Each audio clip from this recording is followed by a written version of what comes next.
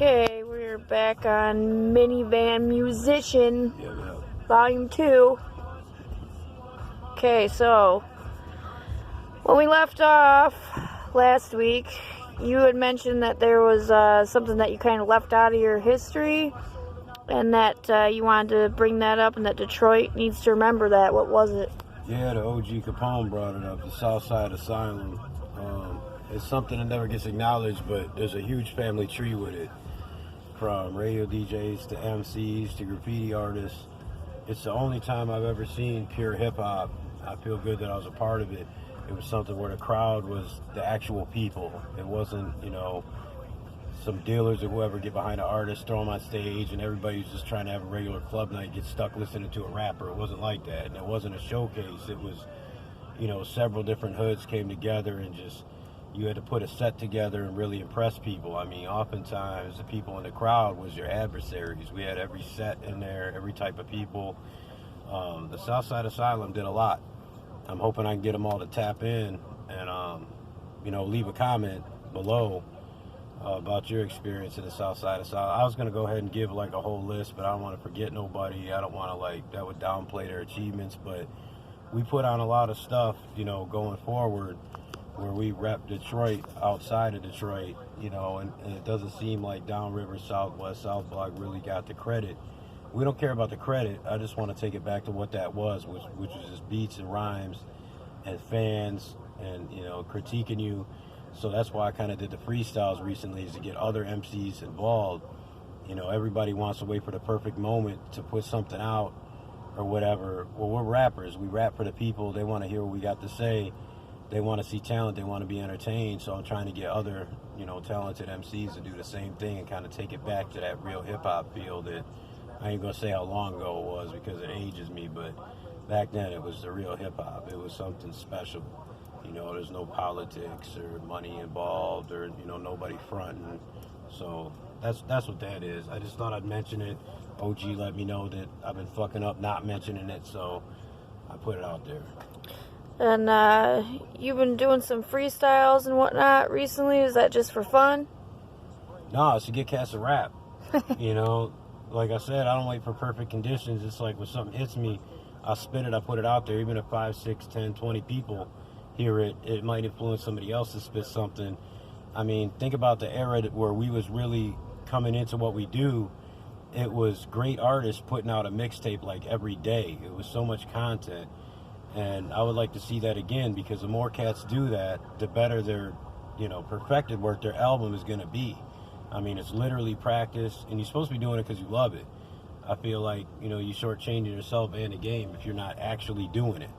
So that's all that is. I just want to see cats rap again. I want to make it like it's a cipher, but digitally. And I got a few to do it. Shout out to D Menace and Ron Chris. A couple of cats that I didn't even think was going to jump in did, so... And it led to some other good things, so I'm glad to see that. There's cats out there that love this art form still. And one of the things you had mentioned before, you were talking about, representing Detroit outside of the city. What do you mean by that? Like, how so?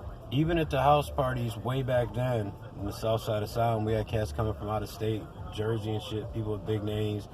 I mean, in the early 2000s, I was doing mixtapes where I was being featured alongside Jay and 50 and stuff like that, and we was always repping Detroit to the fullest. It was never on any kind of blend in with them thing. It was almost adversarial, so we were really repping the city. I mean, there's a million things that I could name, but from the And One mixtape stuff to the Hypnotic stuff, like just all of these things. Well, I mean, now there's something that came together by accident off of these freestyles. Well, my man Pittsburgh Pat, he's out in Pittsburgh, obviously. But, he works at, he was a part of the Murder Master Music Show, Murder Dog Magazine, all that kind of thing. He's UGS for life. He decided to kind of host and back a mixtape where I'm taking it back to that era, doing nothing but Rockefeller beats. And there's going to be some legends on there. I ain't going to say exactly who, but that's exactly what I'm talking about, man. Like, branch out. Don't stick to just here, like I'm repping Detroit, so I'm gonna stay in Detroit, or fuck everybody else. No, get out there and show them what you can do. That's what we've always done. You know, people from the outside see it as a competition, but really, we're just doing our craft and trying to represent for our city and everything and show them the talent this year. That's all. So that's coming up, you know, in March on Biggie's birthday. Yeah, so you had a busy week then, so that's what was, going on music-wise, the mixtape? Yeah, the mixtape came together. I work real fast, like I was saying before. I gotta squeeze it in between everything. I already got the first joint done. Like right off rip, as soon as my man offered it, that's what you got to do is just jump on things. You know, I put the freestyles out there to kind of try to get like a mini culture going where cats is really hungry again, and it's really about the bars and everything. And there's a Popeye's chicken playlist. My man Crazy L put that out. That thing's getting cats, 10,000 plays in 2 days on SoundCloud. So go on there and look for the Popeye chicken playlist. You can just search me, you'll find it. You'll find Clout Chaser 2 on there. That song's doing great on there. What else did I have going on? It's a cover album coming out that DJ Russell's doing. Cover of metal songs. We do the eclectic stuff. Like I'm actually singing on a joint on that. It's just all music all the time when it's not my other responsibilities. And of course, we still pushing the Sanction Hits album. I mean, obviously, but we ain't gonna rest on that. So what was coming at you outside of music, just in regular life shit this week? In between all the music shit, I mean, obviously it's just my job and whatnot, you know what I'm saying, which I'm grateful for, but minivan repairs, I had to make sure the baby's good, you know what I'm saying? There's a vehicle trying to get into a place, and I know a lot of people can identify with this, having a small petty felony, you know what I'm saying, can exclude you from having a fucking place to live. Despite the fact that you've had a long-term loyal employment that pays well, you know what I'm saying, you're a regular family dude, whatever, that felony can really exclude you. They'd rather have somebody that ain't gonna pay shit, you know what I'm saying? So I know a lot of cats deal with that. That was something we were talking about on social media. It's strictly unfair, man. Like, no matter how much you get ahead, no matter how much money you make, forget dreams, you can't even live a normal existence. So that's what I'm dealing with right now. And there's some legal issues that, family-wise that we got to worry about and stuff like that. Shit from the past where it just seems like sometimes, I don't mean to be negative, but no matter what you do, you're still viewed as somebody who made a mistake in the past or whatever. So, that's what I'm dealing with right now. But I'm glad it's fueling the anger. The anger turns into positive motivation to spit. So that's where I'm at. So, leading up to this Rockefeller mixtape, you're just kind of letting the Sanction Hits gain steam then? Nah, hell no, that ain't all I'm doing. People need to not forget about the Patreon, man. I need people to jump on that because I like the challenge. It ain't even about the couple of dollars, but doing the freestyles or whatever topic that you want. There's a bunch of features that I've already done that are going to drop on people's projects. D-Menace is one of them. He's about to drop. But I got a little surprise of somebody that I worked with on Mo Thug back in the day. I think we're going to do something together. So there's going to be a lot of features. There's going to be the metal thing. I'm going to do stuff on mixtapes, do stuff on compilations, even produce for a couple of cats and record a few. So, yeah, the Sanction Hits is still going. But the way you got to do this thing, it's like just constant work, so your name is known, and that'll help the Sanction Hits joint. I believe that album's still, that album's really solid, and I'm my worst critic. So all of these things are going to feed into it, and I'm going to keep the work coming. Sounds like you're doing a lot of stuff right now, so where do people, find everything as far as your music? The best thing to do is to go on donverb.com. That's going to have, like, my 2 major projects on it and stuff like that, but I like to throw people extras. I'm also going to do something special, for the few people that care, but I'm sure more people will in the future. My man Crazy L kind of inspired me to do this, and my man Capone did too. I got a big back catalog of stuff that people really liked that I never really got to push right.